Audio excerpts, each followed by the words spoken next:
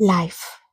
లైఫ్‌లో అందరూ కూడా ఇలా ఉండాలి, అలా ఉండాలి, ఇంత సక్సెస్ అవ్వాలి, అలా చేసుకోవాలి అని చెప్పి చాలా చాలా ప్లాన్స్ చేస్తూనే ఉంటాం కదా!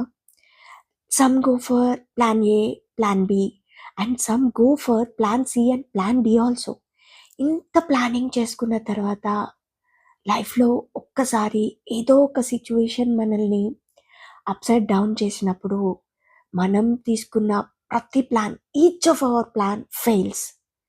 సో, అలా ఫెయిల్ అయినప్పుడు యూ నో మనం చాలా డిప్రెషన్‌లోకెళ్ళిపోతాం.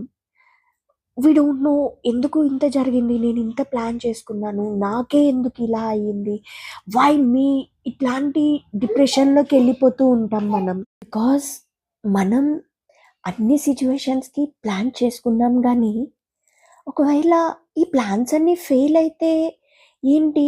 ఎలా హ్యాండిల్ చేయగలగాలి? ఈ సిట్యుయేషన్‌ని ఎలా బ్యాలెన్స్ చేసుకోవాలి? లేదా మనల్ని మనం ఎలా కంట్రోల్ చేసుకోవాలి? దాని నుంచి ఎలా ఓవర్‌కమ్ అవ్వాలి? అనేది మాత్రం ప్లాన్ చేయడం మిస్ అయిపోయాం. యూ నో లైఫ్‌లో ప్రతి దానికి ప్లాన్ చేసే మనం, ఇది ఫెయిల్ అయితే దీన్ని ఓవర్‌కమ్ చేయగలిగేంత స్ట్రాంగ్‌గా మనం ఎందుకు ఉండలేకపోతున్నాం? ఫర్ ఎగ్జాంపుల్ లైఫ్‌లో మనం కరోనా అనేది అసలెవరు ప్రిడిక్ట్ చేయలేదు కరోనా వైరస్‌ని. And the whole world vent into lockdown. ఇంత హోల్ వరల్డ్ లాక్‌డౌన్‌లోకెళ్ళిపోయినప్పుడు అప్పుడేమన్నా ప్రిపేర్డ్‌గా ఉన్నామా మనం? అప్పుడు ప్లాన్ చేసుకోలేదు కదా!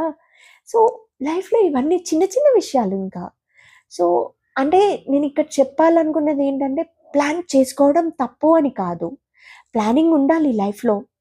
ఇది కాకపోతే ఇంకొకటి, ఇందులో సక్సెస్ కాకపోతే నెక్స్ట్ ఏంటి అనేది అంతా మనం ప్లానింగ్ చేసుకోవాలి.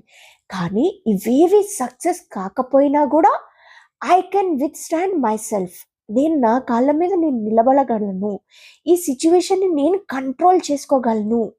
దీన్ని ఇలా ఓవర్‌కమ్ చేసుకోవాలి. ఇన్ కేస్ ఇది ఫెయిల్ అయితే అని మనం ప్లాన్ చేసుకున్న రోజున కంపల్సరీగా సక్సెస్ అవుతాం. There lies the true success. మనం లైఫ్ అనేది ప్రతీది ప్లాన్ చేసుకుని, ప్లానింగ్ ప్రకారమే జరగడం కాదు. ప్లాన్ చేసుకొని అన్‌ప్రెడిక్టబుల్ సిట్యుయేషన్‌ని కూడా మనం హ్యాండిల్ చేయగలిగిన రోజు మనం సక్సెస్ అయినట్టు. Please subscribe.